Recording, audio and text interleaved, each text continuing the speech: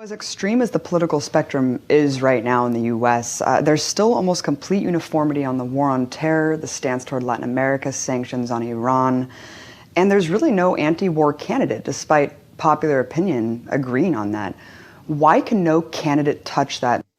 The spectrum is broad, but in an odd sense. The spectrum is basically from center to extreme right,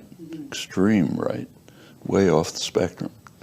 So the Republican Party about 20 years ago basically abandoned any pretense of being a normal political party. In fact, distinguished, respected conservative commentators from the American Enterprise Institute, right-wing think tank, like Norman Ornstein, described the Republican Party as a radical insurgency, which has abandoned parliamentary politics. They just don't want anything to happen. Their only policies are don't do anything or bomb. And that's not a political party. It's what happened is that the party, during the whole neoliberal period, both parties shifted to the right, as everywhere in the world, and the Republicans just went off the spectrum. They became so dedicated to the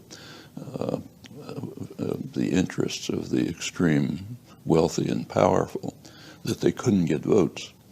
So they had to turn to other constituencies, which are there, but were never politically mobilized.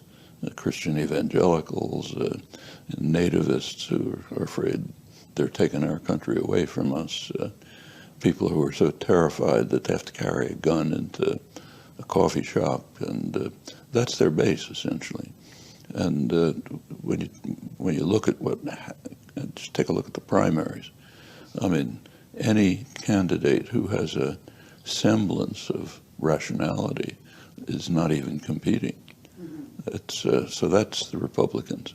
The Democrats have shifted to the right as well. Today's mainstream Democrats are pretty much what used to be called moderate Republicans. Somebody like Eisenhower, for example, would be considered way out on the left. So, for example, Eisenhower strongly made it very clear, as he put it, that anyone who questions the programs of the New Deal is just not part of American political life. Well, by now that's a left-wing program. It's basically Bernie Sanders' program. Yeah. That's Eisenhower. So the spectrum just is, it's true that it's broad, but in a very strange sense. As far as anti-war candidates are concerned, you have to ask what it means. So, for example, Obama is considered an anti-war candidate. He described the Iraq War as a mistake, a strategic blunder, as he put it. I mean, that's like Russian generals in Afghanistan in the early 1980s who criticized the invasion as a strategic blunder. That's not criticism of the war. It's saying you're making a mistake. The debate about the Obama's is running a global terror program of a kind that has never been envisioned before, the drone program. It's now being discussed to an extent because of recent leaks, but the questions that are being raised overwhelmingly, I mean, not by Jeremy Scale and Glenn Greenwald, but by most of those who are talking about it, is are you killing too many civilians? What about just assassinating people because you think someday they might want to harm you? I mean, suppose, for example, that Iran was murdering people in the United States because they think, with some reason, that they might want to harm them. For example, the editors of the New York Times and the Washington Post, who publish articles, op-eds, calling for bombing of Iran. So suppose they said, well, this is an imminent threat, let's kill them. Would we accept that? The idea that we have the right to use force and violence at will is accepted pretty much across the spectrum. And you would think that after so many years and decades of political discourse and from learning from our past experiences on how to deal with human nature, we have shockingly regressed when it comes to dialogue and hegemony at the highest levels of government. This can only mean that the federal level of government has been nothing but an abject failure in its totality. The horror, the realization, the horrifying realization is that we still have generations of people who believe in this system, who are unwavering loyal to the Democratic or Republican parties, even after decades of complete and utter failure in the internal level, by decimating our Social Security, by denigrating our education system, by eliminating almost the healthcare system, corporatized. They have played the divisive mentality to the American people using psychological operations through the media, for example. And it has worked. And I'm 52 years old. At no point in my long 52 years have I ever seen such fanaticism shown by the left and right. Examples such as this. Well, what we're watching is the destruction of the U.S. military, and what we're going to end up seeing, Tucker, is thousands, tens of thousands, maybe hundreds of thousands of Americans die. Those are the stakes of the game we're playing here. We don't need a military that's woman-friendly. We don't need a military that's gay-friendly, with all due respect to the Air Force. We need a military that's flat-out hostile. We need a military full of type A men who want to sit on a throne of Chinese skulls. But we don't have that now. We can't even get women off of naval vessels. That should be step one, but most of them are already pregnant anyway. And of course, from these people. As Ukraine succeeds on the battlefield, Vladimir Putin is becoming embarrassed and pushed into a corner. And I wonder, Mr. President, what you would say to him if he is considering using chemical or tactical nuclear weapons. Don't. It will change the face of war unlike anything since World War II. And the consequences of that would be what? What would the U.S. response be? Do you think I would tell you if I knew exactly what it would be? Of course I'm not going to tell you. It'll be consequential. They'll become more of a pariah in the world than they ever have been, and depending on the extent of what they do, will determine what response would occur. So what's the answers here? Well, I don't have all the answers, but I have some ideas. First, we must eliminate the two-party system. It's been an abject failure. I've talked with a very dear friend of mine earlier today, and she proposed that there be more than two choices to choose from. Now, the third choice would be either the Green Party, the Independents, or the Libertarians. But they don't have the money, the foreign and domestic political backing, the lobby institutes behind them. So already they're working from a negative. So how do we reach the people? Well, that's where you come in. Now, I'm not a big channel, and I'm only reaching maybe 100 people. And that's if I'm lucky. What I'm hoping is that with that one or two people that I'm reaching, is that you open your channels and you have a voice and you reach to others. And soon those people reach to others and just set off a chain reaction. For years, we've been told, the common people, that our voice really doesn't matter, that we don't have any influence or power behind our words. They lie to you. The real power resides in us. but we're too fixated on this idea of political, religious, racial, and sexist idealism, where all it has done is basically divide us further away from each other. There is no left and right when it comes to the more important issues regarding war, for example. Foreign lobbyists like Israel, Saudi Arabia, Egypt, United Arab Emirates, who pour in millions of dollars or lean on both our congressional leaders of the Democratic and Republican Party and massively influence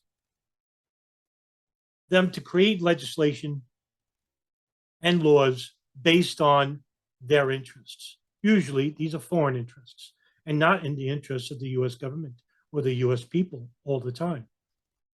As for our domestic issues, they're a mess.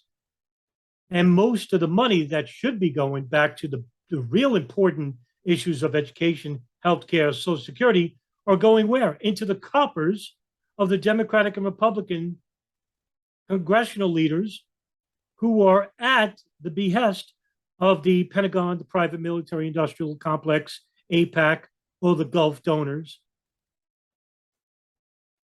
foreign interests, the banking interests, the oil interests, the intelligence services, who are not in the interests of the American people. We have to save ourselves.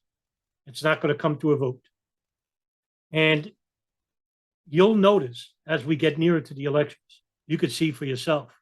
If you don't look at it through the blue and red lens, and you look at the world as a gray area, you'll notice that the fanaticism is with the politicians and the voting blocs of the Democratic and Republican primaries and their districts.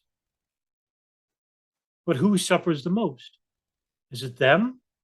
Well, they go back to their private gated communities. You go back to your studios and overpriced rentals. Because after your vote, you have nothing else to offer besides being a willful slave and a beneficiary to them when it comes to war. Your life and death really doesn't matter to them. And you'll notice as we get closer to November that the radical personalities of both the left and right on places like Twitter or Facebook or Rumble or Rufkin, you'll notice all these left and right pundits are going to try and manipulate you by using psychological operations that are hidden behind the media, hidden behind these paid pundits, to get you in a frenzy against each other, so that this way you can act as a unit and force the change that needs to change for the benefit of all of us and not just some of us. So what I'm telling you now in these final words is that rethink your position about your loyalties. You don't owe any loyalty to the Democratic or Republicans. And if you want real change, we need to go with the parties that demand change. And right now, the only people that really are earnest in changing anything are the libertarians. And sure, they got some problems of their own, but I've been watching them closely for the past year and a half. And I got to say, on the overall message, especially with the anti-war message, they hit it right on the head. There's some good young folk out there that I'm very glad to have met over the years. Reed Coverdale, Eric and Mike Jackman, Dave DeCamp and Patrick McFarland. And online, there's some good young people who are trying to make a difference, like David Brady, Dave Smith, and just recently, Shane Hazel, and I believe the other individual is Michael White. I may have gotten his name wrong, but hey, they're speaking truth to power. And of course, the Libertarian Institute, led by some of the best geopolitical minds in the country today, like Scott Horton, Kyle Anzalone, Dave DeCamp, Tommy Salmons, Connor McFreeman. And there's a lot of voices out there. And I know there's more of you than I know, but you have remained silent up to this point. But we can't remain silent any longer. And I need your help in order to speak out against the tyranny and the corruption that is the federal government and the entities that are aligned with it. And you may be shy to go in front of a camera, but I was too once. And, you know, I'm not the most handsomest devil, and nor do I have a very appeasing accent, but it doesn't matter. It's the words and the meaning behind it that matters most. And we need to speak out against the corruption that is happening in our name. And with each vote that you make with the Democratic and Republican primaries and electors, you're voting to make sure that the system never changes. And it never changes for the benefit of you. We got to stop that. And I really got to have faith that not everybody's lost. Or else, what would I be doing this for?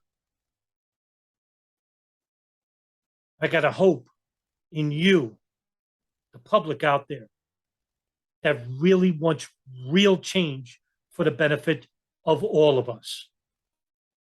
Well, come out of that shell and join with me, even if you don't think that your voice is big enough or that you don't have an audience big enough. Well, you matter the most, and your voice is big enough, it is important enough, and we can make the change if there is enough of us.